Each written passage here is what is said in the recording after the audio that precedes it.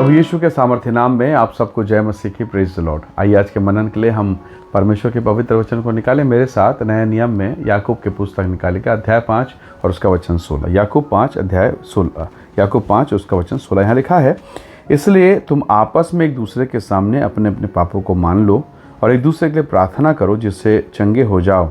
धर्मी जन की प्रार्थना के प्रभाव से बहुत कुछ हो सकता है। Praise the Lord, hallelujah. परमेश्वर के वचन में लिखा है, एक दूसरे के लिए प्रार्थना करो, एक दूसरे के पापों को क्षमा करो, एक दूसरे से माफ़ी मांग लो और प्रार्थना करो ताकि तुम चंगे हो जाओ।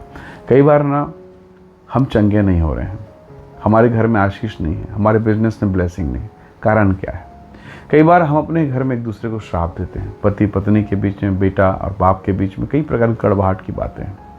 और ये वचन कहता है कि तुम एक दूसरे के सामने अपनी गलती, अपने पापों को मानो। ये एकदम बेसिक है, सिंपल है, इसे कॉम्प्लिकेटेड मत बनाइए।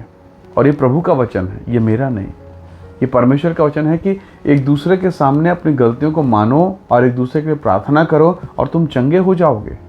इसका मतलब हमारी चंगाई को कई बार हम ही रोक के बैठे हैं, हमारे घर की ब्लेसिंग को हम ही रोक के रखे हैं। कई बार जब संसार के लोगों को मालूम नहीं होता, बाहर जाकर टोना टोटका, जादूगिरी और क्या क्या कुछ नहीं करते हैं। पर हम परमेश्वर के लोग हैं और प्रभु के वचन में उपचार लिखा है कि हम कैसे चंगे होंगे और हमारी चंगाई में बाधा क्या है, कैसे हम फलवंत होंगे और हमारे फलवंत होने में रुकावट क्या है, कैसे आप परमेश्वर की महिमा के लिए खड़े होंगे और उस खड़े होने में बाधा, रुकावट, परेशानी क्या है, वचन में लिखा है। क्यों ना आज हम प्रभु से प्रार्थना करें, प्रभु मुझे वो ताकत दीजिए ताकि इस कड़वाहट के बीज को जो मैंने जाने और अनजाने में बोया है, ये कड़वाहट का बीज, एक दूसरे को श्राप देना, अपने आप को श्राप देना, इन तमाम बातों से परे आप और मैं आशीष का कारण। क्योंकि वचन में लिखा, धर्मी जन की प्रार्थना के प्रभाव से बहुत कुछ हो सकता है। आप कहेंगे मैं तो धर्मी नहीं हूँ, मैं तो रोज़ पाप करता हूँ, मुझसे रोज़ गलती हो जाती है। बिल्कुल सत्य है। क्या परमेश्वर को नहीं पता कि आपसे गलती होती है? लेकिन अगर आप वचन को पढ़ते हैं तो आपको मालूम है कि आपके और मेरे गुनाह की माफ़ी के लिए प्रभु यीशु मसीह कलवरी के क्रूस पर चढ़े। उनके कोड़े खाने से हम चंगे हुए हैं। उनके मृत्यु और उसके मृत्यु के पुनरुत्थान के द्वारा हमें जीवन मिला। हम वारिस बने, हम धर्मी ठहरे हैं। हम उसके द्वारा छुड़ाए गए, उसके पवित्र लहू के द्वारा धार्मिकता हमें मिली है। तो अगर हम धर्मी हैं वचन के अनुसार, तो हमारी प्रार्थना में प्रभाव है, हमारी प्रार्थना में शक्ति है। आप अगर अपने घर को आशीष देंगे, प्रभु भी आशीष देगा। हालेलुया। प्रभु के लोगों, चंगाई कहीं रुकी नहीं है, उसका कारण कई बार हम ही हैं। तो क्यों ना हम अपने घर को ब्लेस करें, अपने परिवार को आशीष दें। आपको याद है पुराने नियम में जितने भी परमेश्वर के दास और जन हुए, वो अपने घर के लिए प्रार्थना करते, अपने परिवार के लिए प्रार्थना करते, अपने घराने के लिए प्रार्थना करते। और उनके घर में चौखट में, आजकल हम लोग एडवांस हो गए हैं, हम अपने घरों में सीनरी, फोटो, नदी, तालाब, झरनों का फोटो लगाते हैं। इजरायली लोग ऐसे नहीं हैं। इजरायली कितना भी एडवांस हो, उनके घर के चौखट में, अलंगों में, घर के भीतरी की दीवारों में हर जगह आपको वचन लिखा हुआ मिलेगा।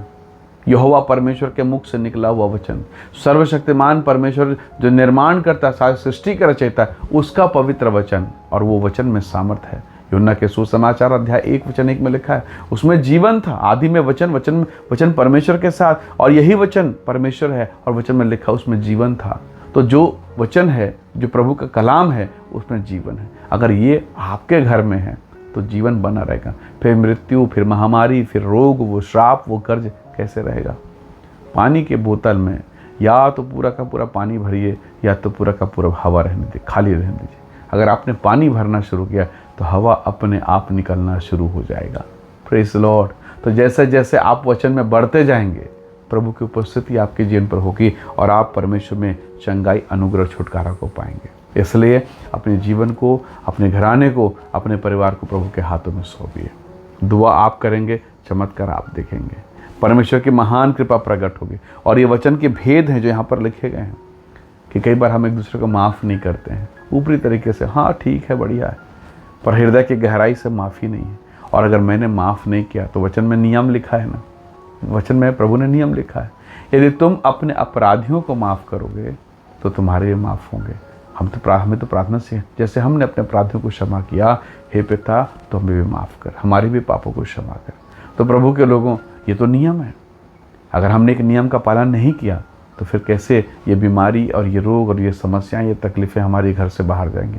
तो बेहतर है अपने विवेक का जितना इस्तेमाल हो करें और अपने विवेक के अनुसार निर्णय लें। खुदावन मैं गलती नहीं करूँगा, मैं तेरे वचन पर बना रहूँगा और प्रभु का आत्मा आपके भीतर में कार्य करेगा। पवित्र आत्मा आपकी सहायता करेगा, आपको वो ऊंचा उठाएगा और महिमा प्रकट करे।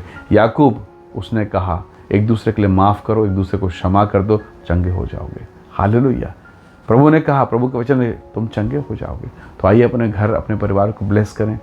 पति पत्नी के लिए, पत्नी पति के लिए, भाई बहन के लिए, एक दूसरे के लिए, एक दूसरे के घराने के लिए हम ब्लेसिंग को मांगे ताकि उसके द्वारा हम स्वयं चंगे हो जाएं। आइए दुआ करें, प्रभु के नाम की महिमा करें। सर्वशक्तिमान परमेश्वर, हर एक भाई बहनों को मैं आपके हाथों में सौंपता हूँ। हर एक उन तमाम लोगों को जिनके विरोध में, जिनके बारे में हमने चर्चाएं की, हमने श्राप दिया, यीशु के नाम से सारे श्राप कैंसिल हो प्रभु। और प्रत्येक को तो ब्लेस कर, आशीष दे। जितने इस वचन को सुनते हैं उन सबको भी तो ब्लेसिंग दे, आशीषित कर और हर एक जन चंगा हो जाए, आशीष से भरपूर हो। सारी महिमा आपको देते हैं, यीशु के सामर्थी नाम से मांगते हैं, आमीन आमीन। प्रभु आप सबको आशीष दे। परमेश्वर का अनुग्रह आप सबके साथ हो। Praise the Lord. जय मसीह की।